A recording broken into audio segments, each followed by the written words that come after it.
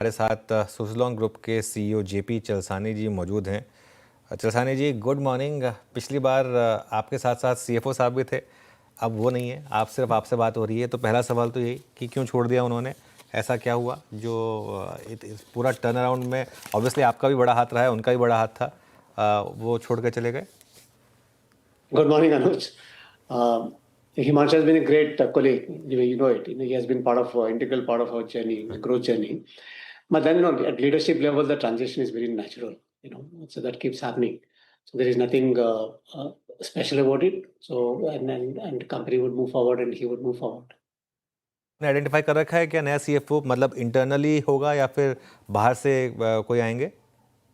No, बाहर से आएंगे. So the search is already in position. So as we mentioned in our release yesterday, also it's in advanced stage. Okay, बाहर से आएंगे। अच्छा, एक और चीज़ चलसानी जी, जो आपको ऑब्वियसली आई एम श्योर आपसे सवाल पहले ही पूछा गया होगा, लेकिन मेरा पूछना बनता है क्योंकि पिछले क्वार्टर के नंबर्स अच्छे आए, हमारी बात हुई, कंपनी ने गाइडेंस बढ़ाई, उसके तुरंत बाद ब्लॉक डील हुई, प्रमोटर्स ने स्टॉक बेचा और एक स्ट्रॉन्ग गाइडेंस देने के बाद वो मार्केट को थोड़ा कहीं मन में खट्टापन आया। वो ऐसा क्यों हुआ? मतलब वो टाइमिंग जो थी उसकी, वो उस टाइम पर क्यों हुई ब्लॉक डील की? ऐसा कुछ टाइमिंग का इशू नहीं है अनुज. They obviously, we all know that promoters never encashed any stake in the entire the history of the Suzlon. It was one of those the cash requirement of the promoters.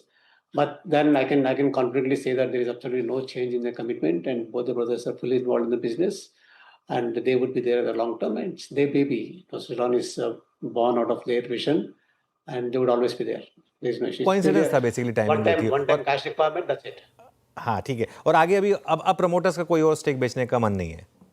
बिल्कुल नहीं है. And there's, let me repeat, extremely long-term commitment and fully involved in the business on day-to-day basis. और guidance में कोई change हुआ क्या उसके बाद से, या अभी भी आपकी जो ग्रोथ गाइडेंस थी जो पिछले क्वार्टर में काफ़ी स्ट्रांग थी, उस पर आप अभी भी इंटैक्ट हैं? एकदम. There's absolutely no change in guidance अनुज. आपके स्टूडियो से दिया हमने तो 60% on all key parameters, and we stand by that guidance on an annual basis. And in fact, you have seen also even this quarter, most of the areas we crossed 60% in terms of whether it's in terms of EBITDA, in terms of our supply or our commissioning, everywhere we crossed the 60%. Okay, ये वो important मामले जिस पे clarity की ज़रूरत थी।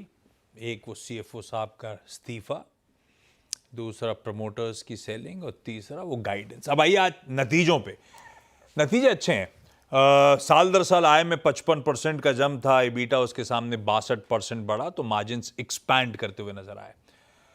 चलसानी sir, है तो अपनी स्वेलिंग ऑर्डर बुक, तो बेसिकली एग्जीक्यूशन इस बार इंप्रूव हुआ, वही पर्कुलेट होकर फाइनेंशियल्स इंप्रूव करता हुआ नजर आया। बिल्कुल, क्वार्टर बाय क्वार्टर आप यही देखेंगे कि हमारा एग्जीक्यूशन बढ़ते जाएगा और ऑर्डर बुक भी बढ़ते जाएगा।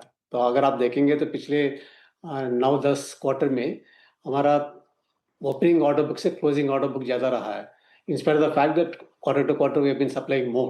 So therefore, there is a consistent growth, sustainable growth in terms of order book as well, and we'll continue to grow quarter by quarter in the same order direction. Book की आपने बात छेड़ी चलसानी sir, वो release कहती है 1 gigawatt orders back करे Q1 में। कुल ऑर्डर बुक खड़ी हो गई 5.7 गीगावाट पे। Q1 में 444 मेगावाट्स की डिलीवरी करी। तो मैं ऐसी गणित कर रहा था, तो मतलब बेसिकली अपने पास अगले 3-4 साल की ऑर्डर बुक के लिहाज से विजिबिलिटी नजर आती है, ऐसा पकड़ूं क्या? और इन गीगावाट्स को अपन करोड़ रुपए में कन्वर्ट करें तो इजी पड़ेगा मुझे थोड़ा सा। तो आप लोग तो एक्सपर्ट है, वो कन्वर्ट कर सकते हैं. Let's talk about gigawatts, because what matters to clients and us is how much gigawatts we commissioned.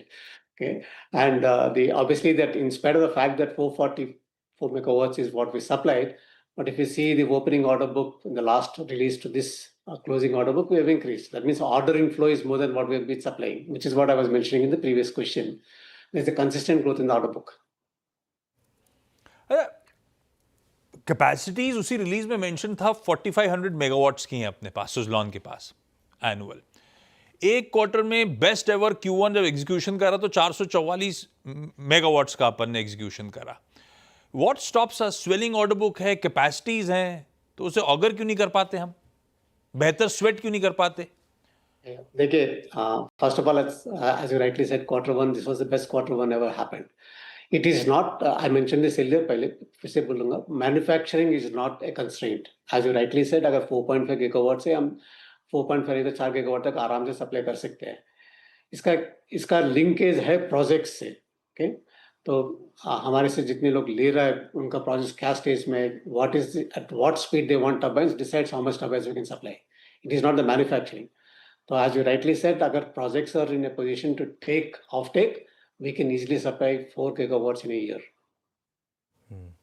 अच्छा, अब ये जो आपके ऑर्डर्स की बात हो रही है, इसमें गवर्नमेंट ऑर्डरिंग कितनी है, प्राइवेट सेक्टर से कितनी है? आई एम श्योर आप एक्सपोर्ट्स में भी, जब पिछली बार बात हुई थी तो एक्सपोर्ट्स की भी बात हो रही थी, उसका अगर आप थोड़ा सा एक ब्रेकअप दे सकें तो.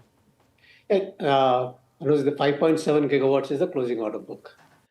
इसमें अगर आप देखेंगे तो 54% is C&I, which we've always been saying that's the highest. Okay, then 21% government का है, public sector undertakings का है, so which makes it 75%. Balance 25% is the bidding route where various agencies bid and then people win and they give us a contract. That's a general split of the 5.7, 54, 21, and 25 between the C&I, public sector, and the bid route.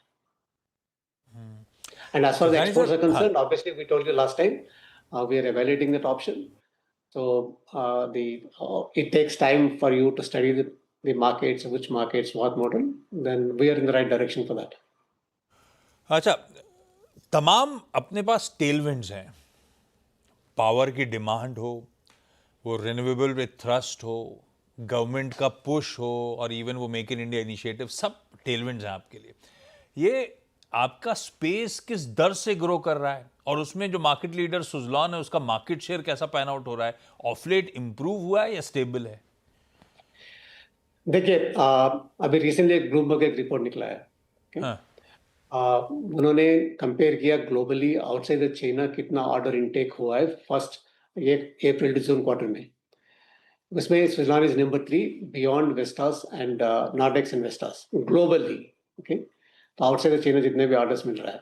So obviously the order book wise we're growing, and you're seeing quarter on quarter capacity has increased. We moved from 700 megawatts to 1500 megawatts last quarter. This time we gave a guidance of 60%. So I think we are now on a steady growth path with a clean balance sheet, with 600 crores of cash, 7,000 crores of working capital arrangement, and credit rating keep going up at A positive. I think we're trying to fix everything now, and including the organization. So you will continue to see this sustainable growth moving forward.